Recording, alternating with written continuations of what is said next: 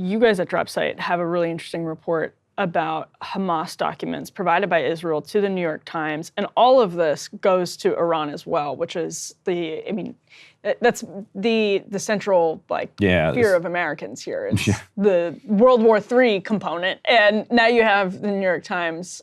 This is a great story. You should just really fascinating and embarrassing for the New York Times story in DropSite by Jeremy Scahill and Sharif Abdelkadouz. We can put this up on the screen. We can put a link in there. But so basically, to give you the gist of what's going on here. So twice now in the last couple months, the New York Times has run major bombshell stories citing Hamas documents that were found by Israel and then given to the New York Times. So that's the chain of custody, alleged chain of custody of these documents. So when you're doing this reporting, what you need to do is figure out whether or not the documents that you're being given are authentic. One of the ways you can do that is by verifying that the source of the documents would have access to those documents and doesn't have a motivation to lie about them. So in other words, if a Hamas whistleblower, for instance, or an IDF whistleblower reaches out and you can confirm that that is who they are, and they hand over some documents to you, you start out with a threshold of, okay, these are probably authentic, but I'm going to need to cross-reference some things. I'm going to need to figure some other things out. Now, if Hamas came to you and said that they had discovered some IDF documents and then gave you those documents, you start from a place of skepticism. Yes. Because they are motivated to lie about them, and they wouldn't really have access to them. They say, well, it was during October 7th, we were in we were in one of the military bases and we made off with some hard drives, and here are the documents that we got. What you would then do is you would take those documents and you would give them to sources connected to the IDF, presumably former, because if you give them current, then it's, they're not going to be able to do that unless they're quite trustworthy. And that those sources will then try to figure out, okay, here are some problems with these documents, or say, these actually kind of look authentic. There's other things you can do to try to authenticate them. So, New York Times gets these documents from Hamas, allegedly from Hamas through Israel. And so they take it to a former Hamas guy. They take it to Salah al-Awada. That's who they name in their article as saying that they bear resemblance to Hamas documents, and that these are good enough. You should, go ahead and publish these documents. That's who the Times cites. So Jeremy Scahill calls the guy up and says, what else can you tell me about these documents? This sounds very interesting. And you can read the full story. He tells him, I didn't tell the New York Times these were authentic documents. And I'll just read one portion of it. Al-Awade told DropSite that the Times only shared one page out of 30 with him. After looking it over, he said he told the Times reporter that there was a particular phrase in the document that he suspected was a translation and that the person who wrote it did not sound native in Arabic.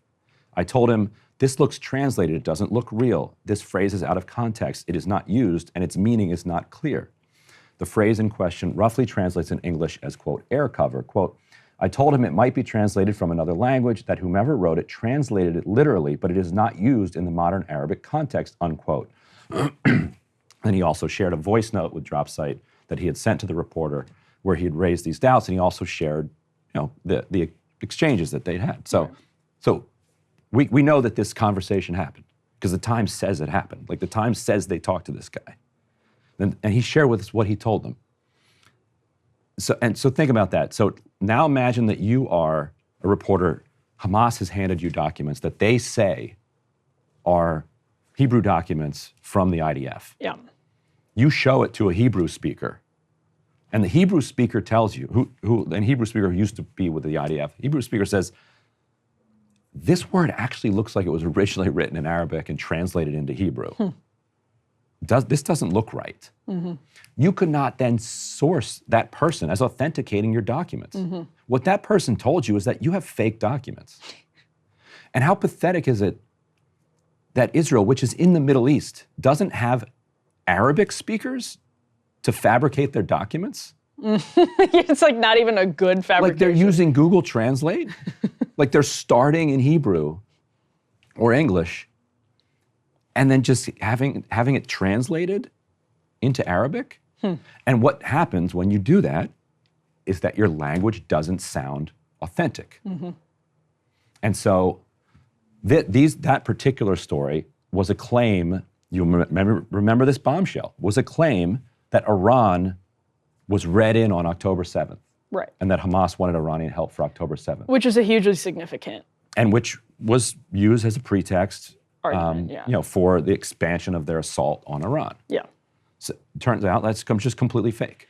So now, fast forward to just a couple days ago, they put out a new investigation that they said was from Hamas documents that Israel had obtained and given to the New York Times. This one, the document said, basically, it was Hamas saying, we love to hide our militants inside UNRWA schools. And UNRWA is our secret weapon to go after Israel. Like that's basically what they're saying this document says.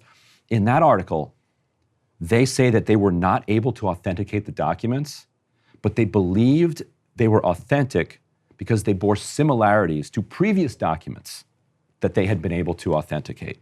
So they're clearly referring back to these Iran documents, which we now know were fabricated themselves. So Israel is just concocting, and then what did they do? Bombed in 2 UNRWA schools and killed more than 60 people. So like this is all premeditated.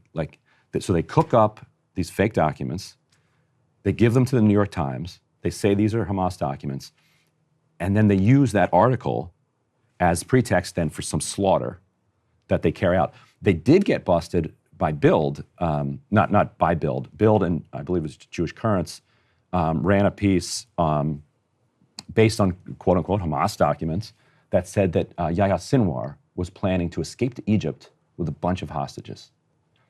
That turned out to be demonstrably proven to be a hoax. And a bunch of egg on Bild's face. And like that's not in question. You don't need to take it from me that was fake. But that happened before the New York Times getting hoaxed here. So the reason, there are many reasons, but one of the pieces of this puzzle that's so significant is obviously the Iran link, because the New York Times, in 2002, 2003, was relying on bad sourcing, and that reporting was used over and over again to substantiate war. Right. It's a lesson that has very recently been learned, specifically by the New York Times. And some of this, you and I probably disagree on some of this, but some of it doesn't even need to be faked and exaggerated, because we've talked before about how there's a genuine challenge for UNRWA in Gaza to disentangle itself from the government, which is de facto Hamas. Right. Like this. Right. They have tens of thousands of employees. Right. Yeah. And it just, so all that is to say, for the New York Times, Israel's another question, but for the New York Times. And to the point, most of those tens of thousands of employees are like teachers and those types of folks. So do some of them work, on the side for Hamas? Yeah, like a handful, no doubt. Yeah, it's a problem. But what Israel had claimed that they had found, much more sinister collaboration, and then used that to slaughter a bunch of civilians who were sheltering in these schools. It's very, very sloppy. On the part of the New York Times, and such a high stakes. And I don't even know why. I don't even know why Israel and the New York Times bother at this point. Israel has shown that it can slaughter endless amounts of Palestinians without any cover. They don't even need the New York Times to lie for them. So if you're at the New York Times, you can stand down. The world has given up. The world is just allowing this genocide to unfold. You want to go ahead and burn your credibility in order to facilitate more of the genocide? You go ahead and do it, but you don't actually have to anymore. Nobody's going to stop them. It's this Jeremy just calling the guy up. Hey. It's just like he's like, oh, can you prove that? Yeah, here's a voice memo, here's texts. Yeah. It's such a sad statement. It's so embarrassing. So we went to the New York Times for comment, and they responded by saying that they didn't answer any of the questions directly. They responded by saying it was a rich story based on lots of different sources. Sure. So they talk to analysts and other people for other parts of the story. The headline, the lead, and the whole story are about these documents that you obtained. And you're not even going to stand up for those documents. Right, exactly. That's a cop-out, 100%. Pathetic. They should be ashamed of themselves. They feel like they have total impunity because the Washington Post, Los Angeles Times, Wall Street Journal, all these other outlets that used to be major competitors of theirs have all withered. And so the New York Times now just stands alone. That's interesting. And so they're just completely unchecked, except by people within their newsroom and by independent media at this point. But the editors, will they even hold a meeting about this? Oh, hey, by the way, guys, we turns out we got hoaxed and ran 2 major stories based on documents that were fabricated, and dozens of people were killed. Many of them were burned to death as a result of, and on the predicate of these articles that we published and got hoaxed. Should we meet about this and try to not have this happen again? Because even if you don't care about all the death, it's embarrassing.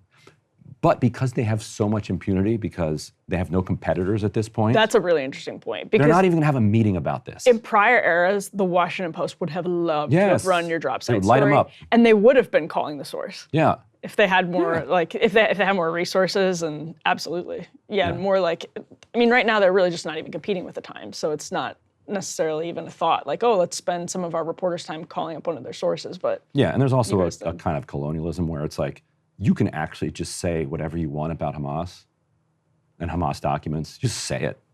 And nobody's gonna like raise an issue with it. Hey, if you liked that video, don't forget to hit the like button and subscribe to Breaking Points. If you want to see the rest of Counterpoints, go to breakingpoints.com to become a premium member and get the full uncut show every morning in your inbox and on Spotify.